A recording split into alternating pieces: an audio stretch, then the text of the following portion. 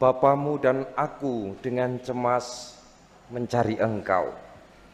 Bapak, Ibu, dan saudara-saudariku yang dikasihi Tuhan, selamat sore. Sekali lagi, selamat pesta nama. Bingung jawabnya.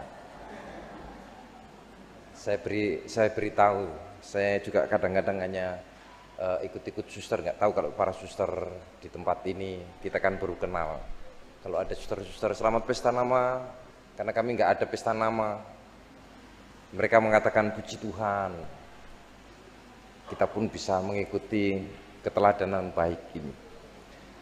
Tapi terserah kita, karena kita yang mempunyai nama, kita yang mempunyai pelindung, kita juga yang berdoa di dalam namanya.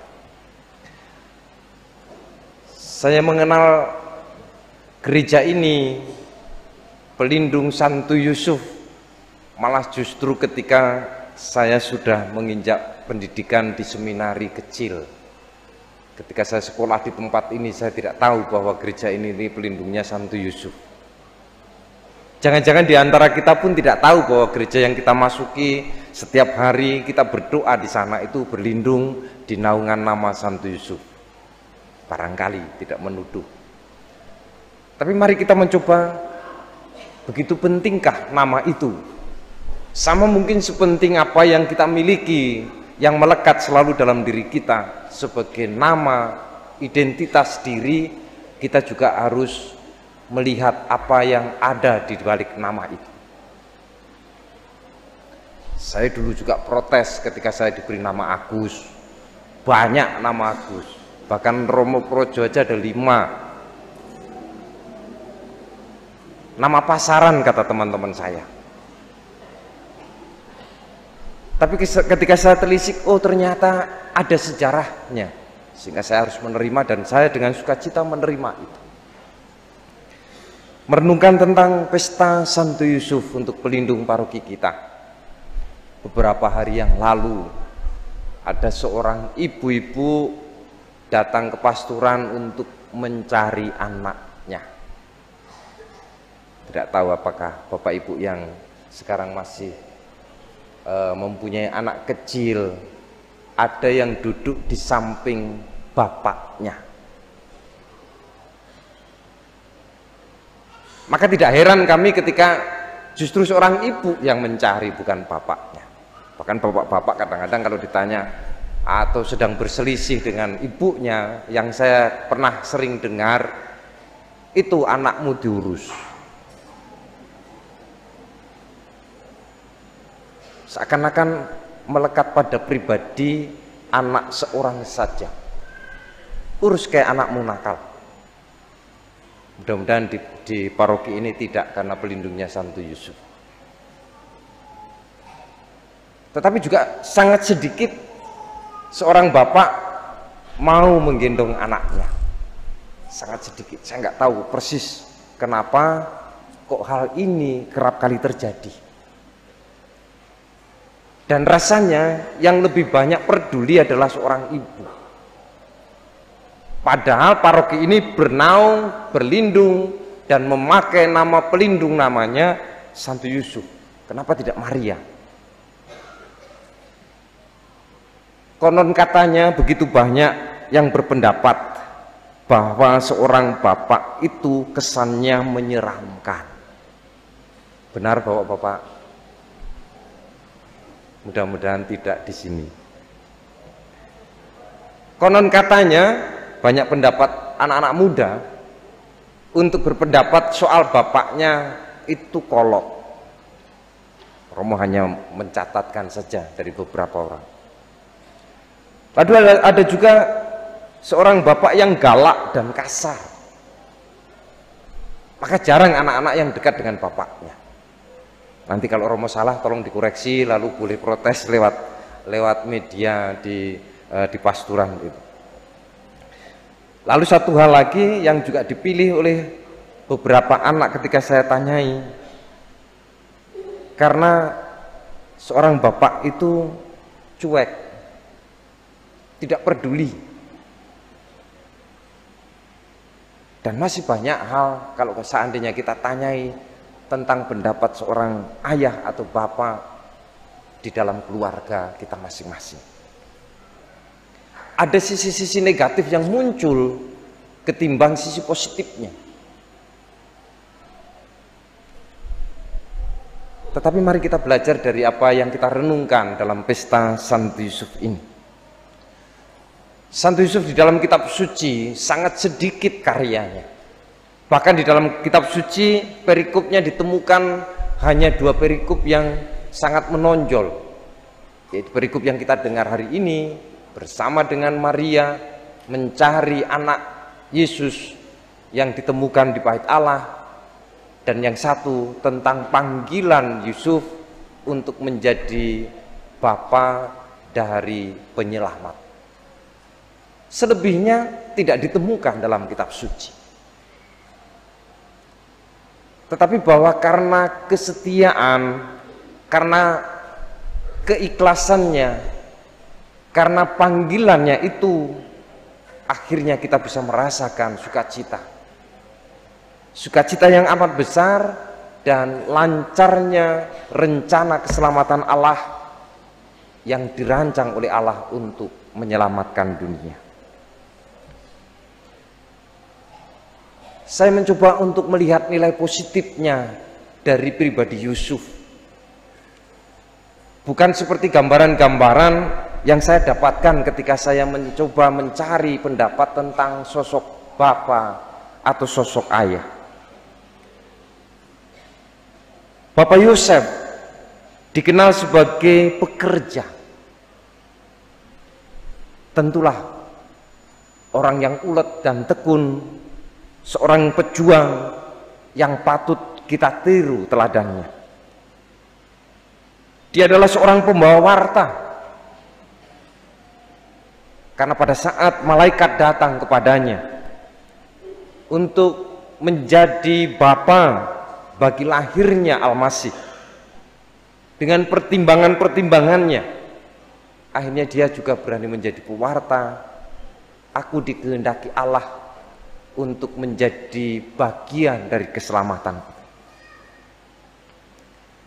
Bapak Yosef dikenal sebagai orang yang saleh.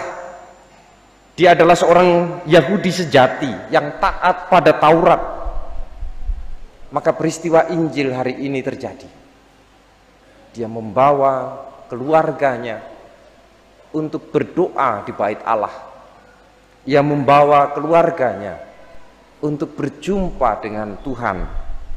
Ia membawa keluarganya untuk bersyukur atas apa yang dialaminya dalam kehidupan di keluarga itu. Tentu saja di dalam kesalehannya itu muncul suatu hati yang tulus, hati yang peka, hati yang percaya kepada kehendak Allah. Dan dari sanalah kita menemukan bagaimana keagungan Bapak Yosef dalam rencana keselamatan Allah.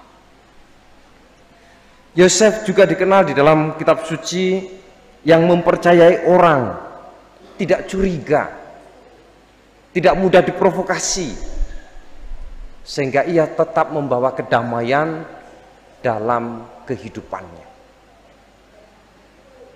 Coba seandainya kita bisa membayangkan kita tinggal bersama dengan mereka pada saat Bapak Yosef bertunangan dengan Maria, tiba-tiba istrinya mengandung.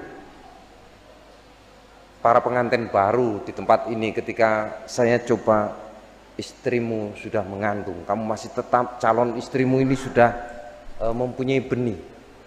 Mereka sudah mulai terkejut, mulai sanksi, mulai curiga, mulai ragu-ragu untuk memilih.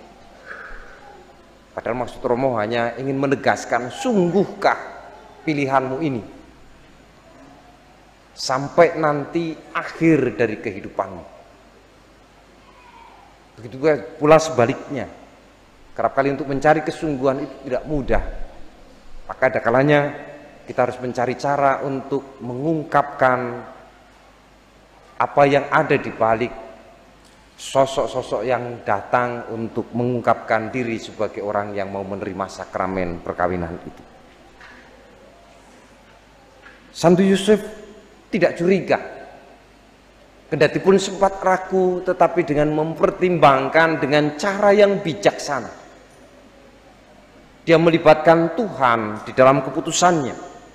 Akhirnya sosok ini mampu melihat hal yang positif di dalam diri orang yang didengarnya mungkin telah berlaku tidak baik.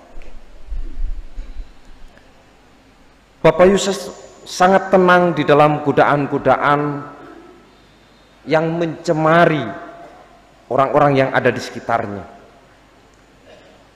Bapak Yusuf tidak terlalu buru-buru untuk memutuskan, sehingga ia tampil sebagai pribadi yang tenang. Bapak Yusuf juga di dalam kitab suci dikenal sebagai orang yang meditatif, yang merenungkan apa yang hendak terjadi dan akan terjadi bersama dengan Tuhan. Ia pun memaknai mimpinya untuk melihat kebenaran yang diwartakan untuk dirinya, sehingga ia mampu membawa warta Allah itu dengan baik.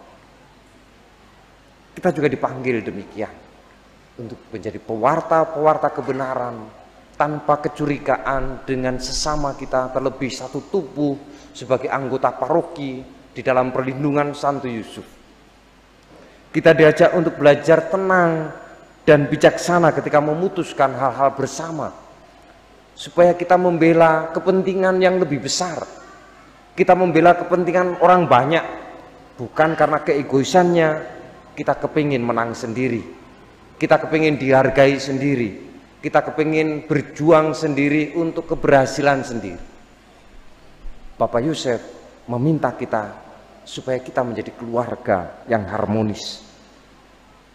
Kita selalu menjaga ketulusan hati kita dan kepekaan kita untuk melihat sesama yang ada di sekitar kita. Kendati pun Bapak Yusuf hanya diperkenalkan sebagai seorang sosok atau pekerja tukang kayu, tetapi si tukang kayu ini sungguh dapat memunculkan inspirasi bagi kita untuk mendalami apa yang kita terima dari Allah lewat iman ini. Kita mampu belajar banyak tentang apa yang dilakukan oleh Santo Yusuf, seorang pekerja yang tulus hati, tekun dan teliti untuk melihat kehidupannya untuk menjadi pujian bagi kemuliaan Allah. Ia taat kepada Taurat, ia pencinta keindahan, ia pencinta keharmonisan, ia juga cinta akan sesama. Ia lebih berbahagia ketika ia tampil sebagai pendukung, bukan aktor utama. Tetapi di balik itu semua, Bapak Yusuf mempunyai tanggung jawab yang amat besar. Maka kita juga dipanggil untuk hal-hal yang demikian. Banyak orang yang ingin berlomba untuk menjadi yang nomor satu. Banyak orang yang ingin tampil untuk menjadi pelaksana dan juga menjadi pujian bagi banyak orang. Banyak orang dengan ambisinya ingin menguasai sesamanya. Tetapi Bapak Yusuf memanggil kita untuk menjadi pelayan, menjadi rekan kerja, menjadi rekan seperjalanan. Dan itulah panggilan Tuhan. Ketika saya mencoba untuk merenungkan apa sebenarnya yang ditampilkan Bapak Yusuf, saya kemudian ditemani oleh Romo Bernard di belakang. Mungkin kalau seandainya kami berdiri bersama di situ dalam keseragaman seperti bapak anak, Saya tidak tahu, tapi ternyata ketika memakai kasula demikian, oh ternyata bukan anak saya. Ternyata imam rekan sekerja saya, rekan sepanggilan saya. Saudara-saudari yang terkasih, ada kalanya kita cenderung untuk melihat dari sosoknya, dari martabatnya, dari pekerjaannya, dari apa yang dilakukannya untuk memandang persahabatan dan persaudaraan. Tetapi kita tidak pernah melihat bahwa siapa yang diutus Tuhan untuk menemani kita, siapa yang dikirim Tuhan untuk menjadi rekan seperjalanan kita, mempunyai martabat yang sama. Dia adalah ciptaan Allah, dialah bagian dari kehidupan kita, dialah sakramen bagi hidup kita, tanda Allah yang hadir untuk diri kita, tanda kebijaksanaan Allah yang mengirim orang-orang yang ada di sekitar kita. Sehingga kita juga perlu belajar dari Santo Yusuf untuk melihat siapa yang ada di dalam kehidupan kita, terlebih di dalam perlindungan Santo Yusuf ini, untuk tidak memandang jabatannya, tidak memandang siapa dari mana, tetapi berani untuk berserah diri, bergandeng tangan untuk kemuliaan Allah, dan terlebih supaya kita bisa menjadi keluarga yang harmonis, yang taat kepada Allah, supaya apa yang kita lakukan, apa yang kita perjuangkan menjadi pujian kemuliaan bagi Allah. Dalam sejarah gereja, tanggal 19 Maret ditetapkan sebagai Hari Raya Santo Yusuf. Waktu yang tidak singkat, waktu yang panjang. Demikian juga dengan paroki ini, sudah hampir 100 tahun kita berlindung di naungan Santo Yusuf. Dan Bapak Paus Pius ke-12 di tahun 1955 menetapkan Yusuf sang pekerja dirayakan pada tanggal 1 Mei. Ini artinya bahwa Santo Yusuf memang mempunyai peran dalam sejarah keselamatan gereja, dalam sejarah keselamatan manusia, yang memanggil kita juga untuk meneladani kesetiaannya, meneladani cara hidupnya, supaya kita juga bisa menjadi kemuliaan bagi nama Tuhan. Semua itu diberikan kepada kita supaya kita dapat mengerti firman Tuhan yang ada pada kita. Maka Rasul Paulus dalam bacaan kedua sungguh sangat menegaskan kepada kita apa yang harus kita perbuat bersama dengan Santo Yusuf, dan bagaimana kita juga bertindak sebagai sakramen untuk kehidupan kita. Paulus berpesan bahwa Abraham dan keturunannya dipuji oleh Allah dalam kesetiaan dan iman. Keselamatannya bukan tergantung hanya karena ketaatannya pada perintah Taurat, bukan karena kita menjalankan apa yang disarankan oleh Taurat. Kita setia berdoa dengan tatanan liturgi yang benar tidaklah cukup untuk membawa kita pada keselamatan. Kehadiran kita yang rutin untuk memuliakan Allah di tempat ini, karena ada perintah gereja, tidak selalu membawa kita pada keselamatan. Tetapi menurut Paulus, keselamatan itu ada karena kita taat dan setia kepada sabda Tuhan. Engkau telah kutetapkan menjadi bapa banyak bangsa. Kepada Allah itulah Abraham percaya. Allah yang menghidupkan orang mati, Allah yang dengan firman-Nya menciptakan dan ada menjadi ada. Sebab sekalipun tidak ada, dasar untuk berharap Abraham toh tetap berharap. Inilah yang menjamin keselamatan Abraham. Tidak ada kata putus asa sebagai pengikut Abraham, karena Tuhan tetap memberikan jalan. Paulus menegaskan kembali apa yang menjadi iman Abraham ini supaya kita juga menjadi kuat. Kita diajak untuk selalu menjadi bagian dari kehidupan dan ketaatan Abraham yang percaya, yang berharap kepada Tuhan, yang selalu berharap kepada firman-Nya. Bapak, Ibu, dan saudara-saudariku yang dikasihi Tuhan, banyak hal yang dapat kita petik dari keteladanan Santo Yusuf yang telah berjalan bersama dengan kita. Tapi paling tidak kita mengerti apa yang harus kita lakukan sebagai bagian dari kehidupan Yusuf di dalam paroki kita. Sekurang-kurangnya kita bisa ambil bagian dalam memajukan iman di paroki ini. Dan Yusuf memanggil kita juga untuk tidak takut, karena Allah tidak membedakan peran sebagai apa kita di tempat ini. Allah hanya menghendaki hati yang tulus, yang jujur, pekerja, mau melibatkan diri untuk kepentingan banyak orang. Dengan demikian kita semua disatukan bersama firman-Nya untuk menjadi kesempurnaan bagi keselamatan dunia ini.